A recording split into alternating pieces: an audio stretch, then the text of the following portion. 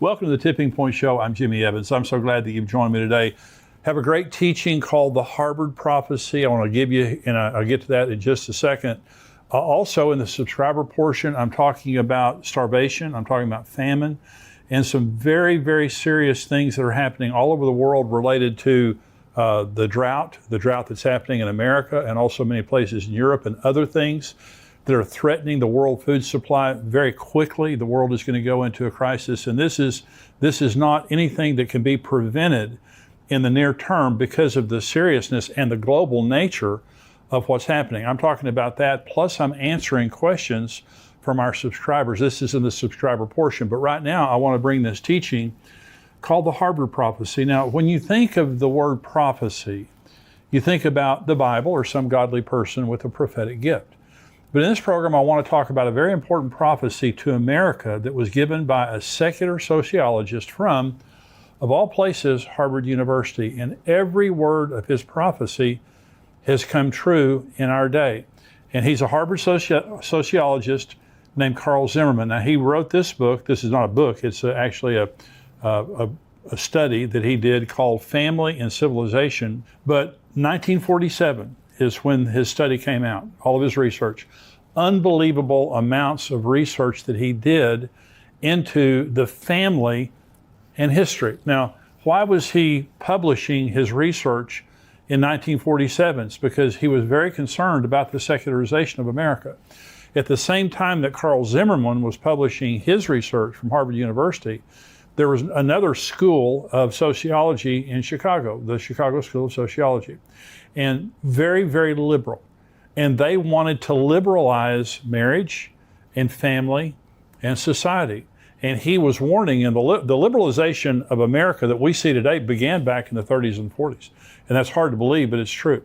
And so he was concerned that he was seeing the signs going back into history that destroyed societies in history. In fact, what he did was he went back and documented that every major civilization, Assyrian, Babylonian, Sumerian, Greek, Roman, Western, began with a family model resembling a biblical model. Now, listen to what I'm saying. Every great nation became great with a family model that resembled the biblical model. It didn't matter if they were Christians or not, if they were Jews or not. No society ever becomes great by sin. No society ever becomes great with weak families. None. America became great because of the strength of our families. The marriage was strong, family was strong, and then it becomes liberalized. That happened in Rome, that happened in Greece, that happened in Egypt, that happened in Samaria. All great civilizations in the history of the world, they never become great with weak families and weak marriages, never. But once they become great, that's when the devil, through liberals, begins to attack the family system, and you see the downfall of every society in the history of the world that has fallen from within has gone through exactly the same steps as we're seeing right now in America. In fact, that we've seen in America. So Carl Zimmerman, in studying all the civilizations of the world, he boiled everything that he had seen down to 8 signs, and he calls these the 8 signs of an atomistic age. In fact, he has 11. And this is not an easy read. It's a sociological report, but it's a phenomenal read if this is something that interests you, because it goes back into world history. You can go back and document every society that has fallen. It's a family problem. You know, when there's a mass shooting or some kind of a horrible thing that happens in America, you'll hear people on the news, and they'll say, "Well, this really goes back to the disintegration of marriage and family," and no one wants to hear that. Our liberal society, in fact, they hate marriage and family. They hate marriage. And so they hate the biblical model of family for many reasons. I'll talk about that more in just a minute. But Carl Zimmerman, in his book, he talks about the signs of an atomistic age. Now, atomistic is like an atom, A-T-O-M, the smallest measurable unit. Protons, neutrons, electrons. And so an atomistic age, well, what does that mean? That means society goes from being about the whole to being about the individual, the atom, the tiniest measurement of one person. It's not about the 330 million people in America. It is about that individual, that now we celebrate the individual. So how does that happen? Because all great societies become great because you have a strong marriage of parents who care about their children more than themselves. They sacrifice for their family. Most of them have a fear of God. They're very committed to family, and they're very committed to community, and they sacrifice for the purpose of their marriage and their children and their community. Okay, so he goes back in history and he does incredible amounts of research on all the great societies in the history of the world and why they fell. Okay, and so here are the things that they all have in common. You'll recognize every single one of these related to America. Number one, Carl Zimmerman says, marriage loses its sacredness as it is frequently broken by divorce. And such divorces do not consist of guilty parties, but simply two people who wish to terminate a relationship. Let me give you a little history lesson related to the Bolshevik Revolution in Russia. And in 1917, there was the Red October, where the Bolsheviks overthrew the czars. They overthrew the previous government. Now, their formal government, the Soviet government, wasn't set up until 1922, but they came in and they took over. And they wanted to control the people. This is what they wanted to do. They were socialist. They wanted to control the people. But they had a problem. And the problem they had was that marriage was very strong. And to get married, you had to go to the Russian Orthodox Church. The Russian Orthodox Church was extremely strong in Russian society. Great authority the church had. And so you had to go to the church to get married. You had to go to the church to get divorced. And the Russian Orthodox Church obviously controls society, a great deal of society. So the Bolsheviks came in and they said, you know, these people are too strong. See, liberals hate strong families. They hate strong marriages, and they hate strong families because people with strong marriages and families just don't need a lot of government. We don't need the government wiping our noses. We don't need the government telling us what to do. We don't need the government telling us how to raise our children and all this kind of stuff. When you have a strong relationship with God and a strong family, you just don't need a lot of government. That's what they hate. That's what liberals hate. They want you to serve them. They don't want a small, efficient government that serves the populace.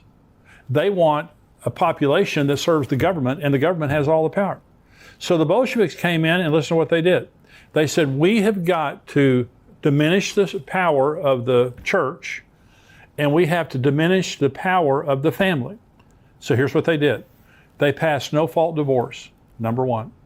No longer did you have to prove fault. No longer was divorce wrong. It was just one party unilaterally could divorce their spouse for any reason at all. You didn't have to go to the Russian Orthodox Church anymore. The second law that they passed was abortion on demand. Any woman could get an abortion for free if she went to a public hospital. That's all she had to do. No questions asked. Okay. Number three is they confiscated all of the money and property of the Russian Orthodox Church. The Russian Orthodox Church, by the way, lost 200 million members during this period of time because of the Bolshevik Revolution, also because of World War I. 200 million members during that period of time. So this destroyed society. You had orphans on the streets. You literally could divorce your spouse anytime you wanted to, get an abortion anytime you wanted to.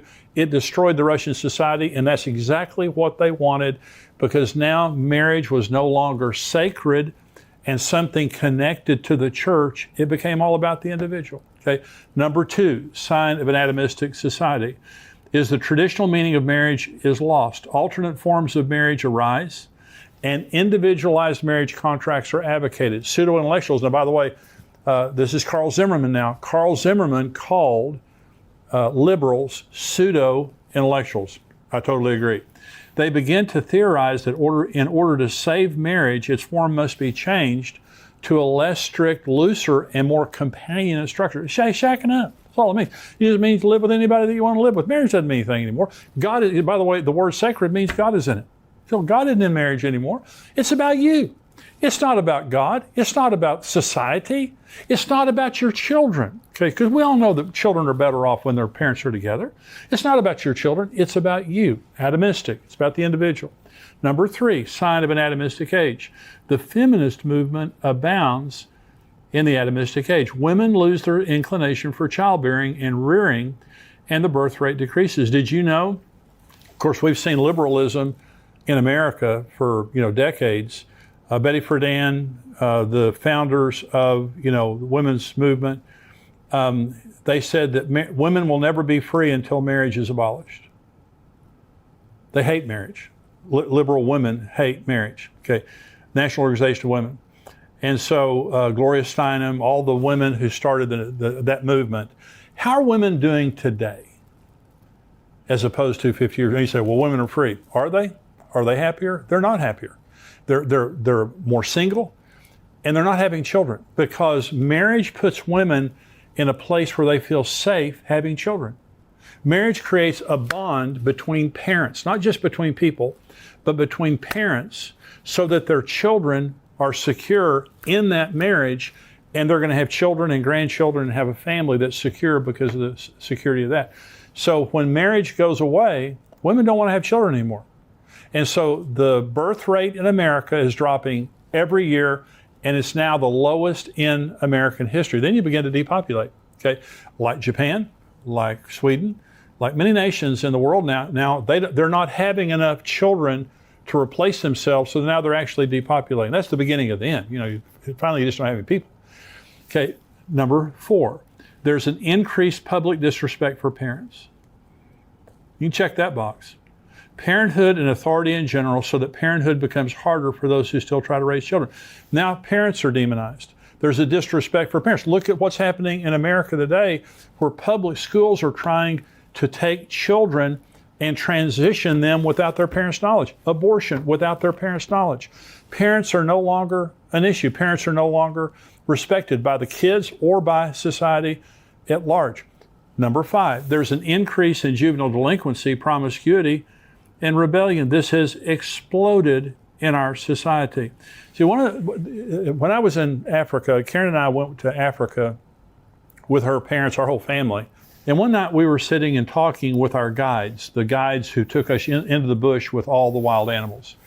And the elephants were just spectacular. Elephants are just the most majestic animals in the world. And they were telling us about efforts they were making in South Africa to remove elephants, to thin out the elephant population because it was getting too big. And they couldn't do it. It was impossible. And he was telling us the elephants are so social and so intelligent that you can't thin it out. If you begin to kill them, they grieve over every other elephant that's killed, and they begin to act out. They begin to get more hostile. But one of the things they did to try to thin out the elephants is they began to remove the parents and just leave the young ones. They became juvenile delinquents. They began to raid the villages and tear up the local villages. They were so upset about their parents being gone.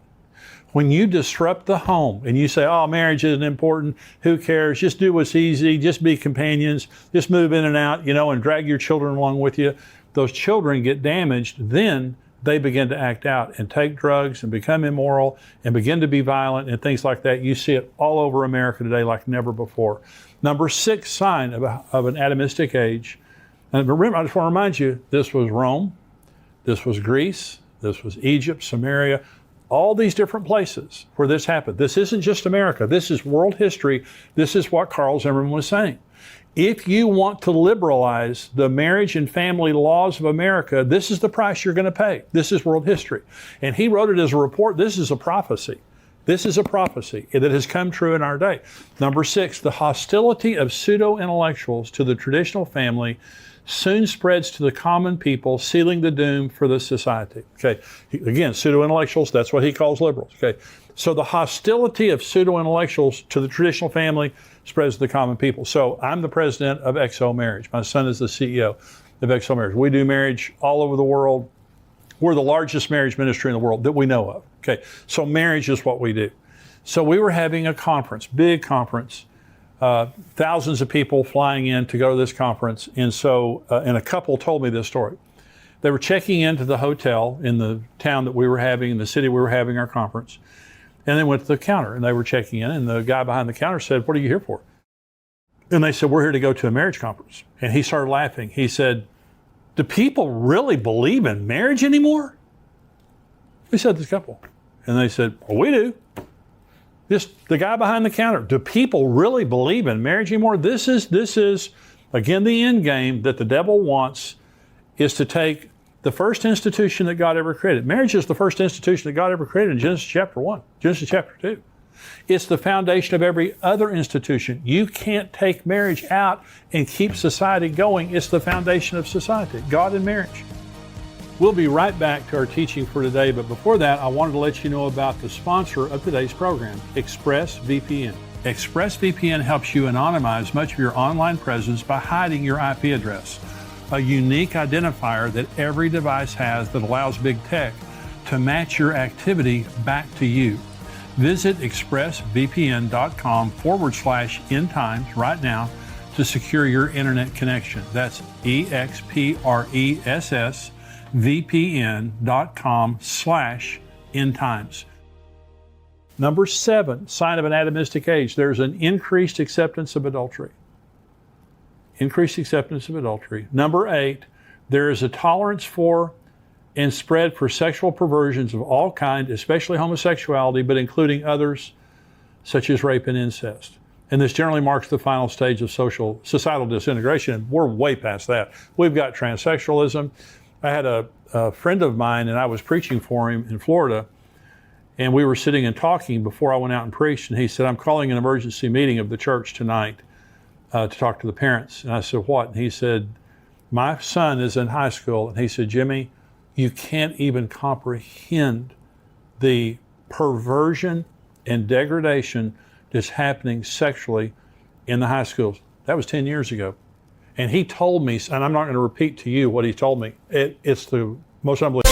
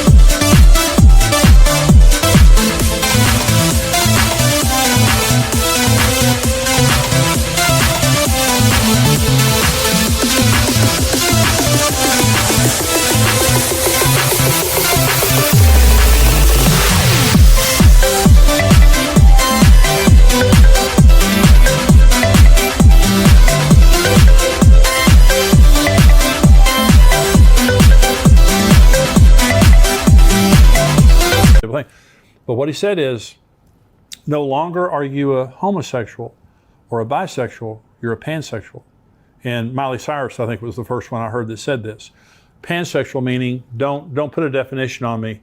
I'll have sex with whomever, however I want, as often as I want. This is and it's not just immorality, it is absolute rebellion, moral anarchy against God and against morality. So we have all 8 signs. So Carl Zimmerman in 1947, going back into world history, was warning America and saying, hey, School of Chicago, sociology there, if that's what you want to do, this is what's going to happen. It's happened every place in world history that's ever been tried. And so he warned, we didn't listen to him, obviously, ignored his warnings, and the pseudo-intellectuals, the liberals, they always think they have the answer. When have they ever had the answer? Okay? But here's the question, is there an answer? Can we change? I mean, you see what's going on today. Can we change things? Yes, but there's only one way. And I want to go back to the thing that I said in the beginning, and that is the number one sign that Carl Zimmerman gave was marriage loses its sacredness. You have to turn back to God.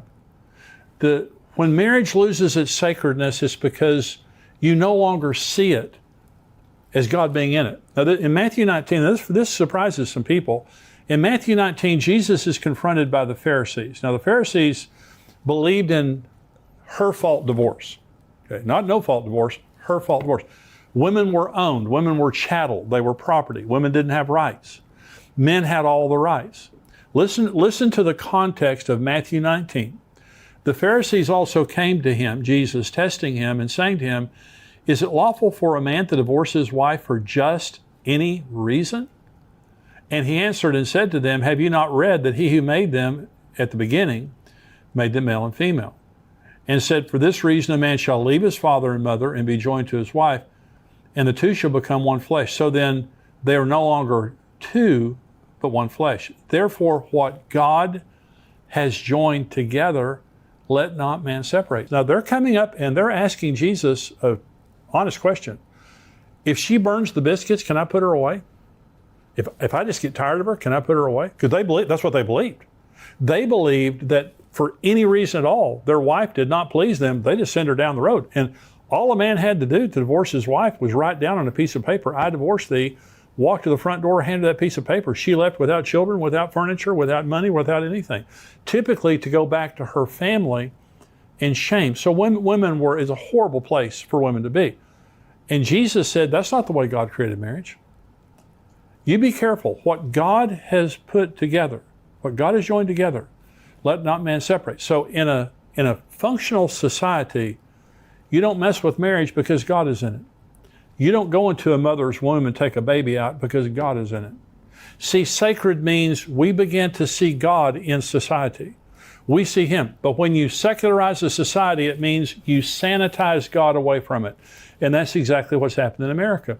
We've taken God out, so no longer do we see marriage. It's about me. It's about me. It's about the individual. It's no longer about the group. And you have people working hard and raising a good family and paying their taxes and being important people in society. Then you have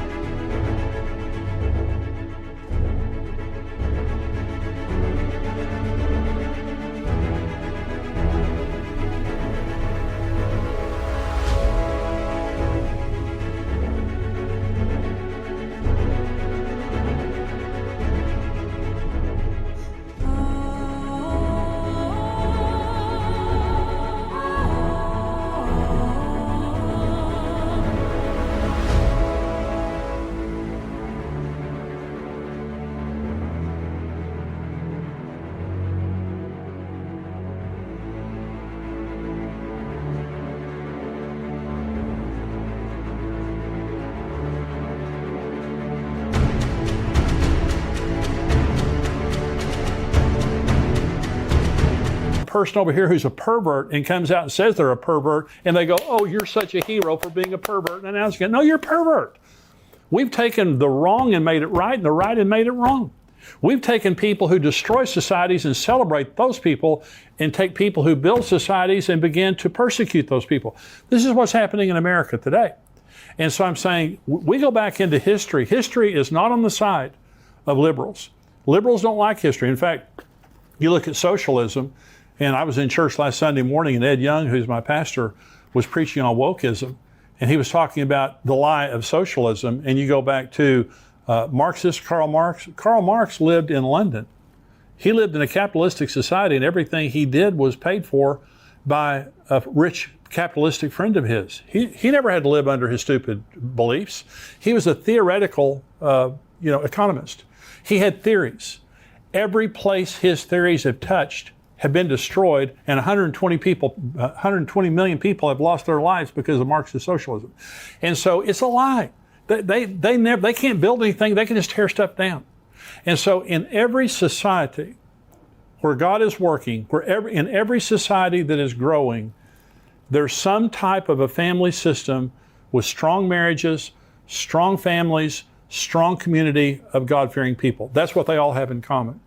But in every society that is being destroyed, there's liberal thought, and marriage loses its sacredness. People begin to shack up. It's all about the individual. Women stop having children. Parents are no longer respected. Kids begin to be juvenile delinquents, and immorality of every kind comes into society. And that's the beginning of the end. And that's where we are today in America. The only hope we have in America is God. That's our only hope. And I pray for our politicians. I pray for this election that we have coming up in November. And I hope that good people win. By good people, I mean God-fearing people who believe in what I believe in. I believe what the Bible believes in. And so, but I don't put my hope in politicians. The only real hope America has is for revival and awakening. I prayed for it this morning. I'm asking you to pray for it every morning, every time you pray. And awakening. Revival is the church. You don't revive something that was never alive. They need to be revived. And society needs to be awakened to the reality of God. And there's been revivals and awakenings in history in America, in different places in the world that have changed society. We need a society-changing revival. We need to put our eyes on Jesus. But one of the reasons I'm saying this to you today is don't listen to the lies of the pseudo-intellectuals who believe they have the answers. God has the answers. This was not a religious man bringing a word based on the Bible. This was a sociologist going back into history and making an honest assessment of what destroys societies. And liberals and liberal thought destroys societies. God and God's form of God's plan for marriage and family is what everything thrives upon. I want to encourage you today. Maybe you've kind of been affected by some of the nonsense that liberals talk about. Get it out of your head. Believe in God. Put your feet firmly upon God and God's Word, and I promise that you'll have the best future that you can possibly have with that as your foundation. So as a society, how did we get here? We got here by liberalizing marriage and family, and from that point forward, we've been down on a downhill slide. But God can change things. We need to put our eyes in God and believe in Him. So I want to go now to the subscriber-only portion of the show. I'm talking about horrible things that are happening in the world related to drought and famine. And this is actually a good thing if you're looking for Jesus to come, because this is one of the major signs of the end times. I'm also going to be answering questions from viewers. Let me say this. If you or someone you know speaks Spanish, let them know about the Tipping Point show now in Spanish. Pastor Luis Roman hosts the show each week, and he shares end times teachings along with relevant and timely news articles. You can find the link to Luis's channel in the description of this video. But you'll really enjoy that if you speak Spanish or if you know someone who does.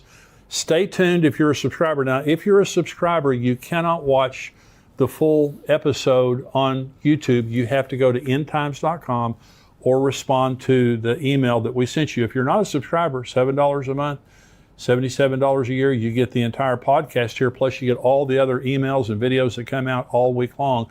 We'd love to have you as a subscriber. Endtimes.com. You can go there for $7 a month, $77 a year, and become a subscriber. If you're a subscriber, stay tuned.